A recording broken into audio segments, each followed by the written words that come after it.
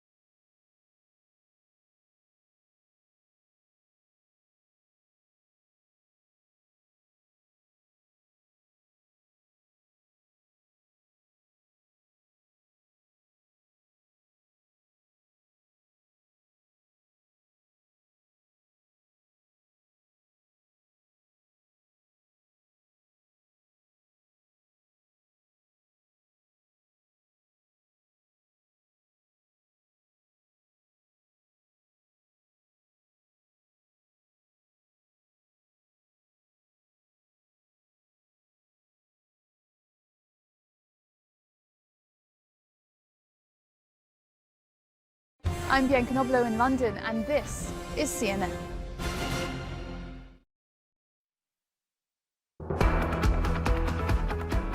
Florida Governor Ron DeSantis putting on an apron, flipping some burgers and old-fashioned retail politics in Iowa ahead of his expected run for the White House. Florida Governor crisscrossed the state, making a last-minute stop in Des Moines.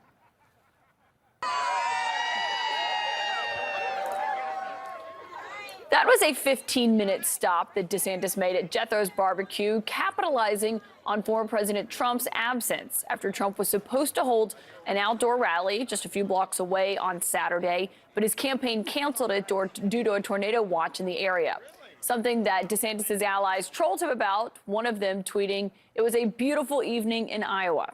CNN's Steve Contorno is covering the Florida governor and joins us now.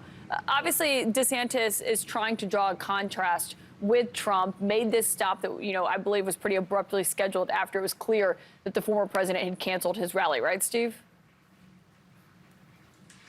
That's exactly right, Kaiten. And the key distinction here is that he's appeared to go after Trump in this, but he has so far avoided overt and direct attacks on the former president. He likes to set up these contrasts where he shows, his administration versus Trump's. He talks about how there are very few leaks in his administration. There's no drama. That is obviously a comparison to a lot of the chaos that engulfed the Trump administration. He likes to talk about how he would finish the border wall, which obviously suggests that Trump didn't finish it, something that you brought up in the town hall with him last week.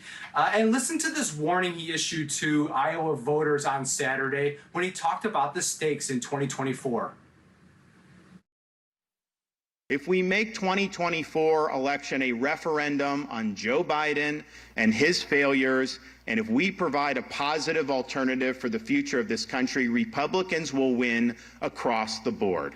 If we do not do that, if we get distracted, if we focus the election on the past or on other side issues, then I think the Democrats are going to beat us again, and I think it'll be very difficult to recover from that defeat. You'll notice he did not mention President Trump there, but it was very obvious who he was talking about. And this is something we're seeing from Republicans across the board. There's a bit of a tentativeness to going directly at Trump, and that is something that we are seeing as well from Governor DeSantis while he remains not yet a presidential candidate. Caitlin. Yeah, it'll be notable to see how does DeSantis handle what Trump was doing last week, still denying the results of the last election. And so I think one question here is, as we've seen DeSantis in Iowa, we know, of course, exactly what he's doing there. The question still is, when is he actually going to officially enter this race now that the Florida legislature has wrapped up their work? What's your sense on when that timing could happen?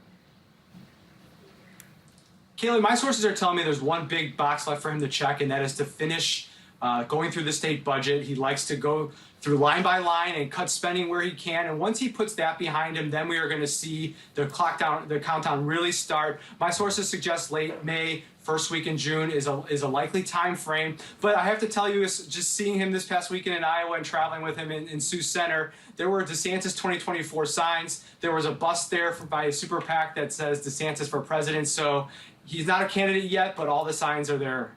Yeah, well, we'll be watching closely when those signs are official. Steve Contorno, thank you.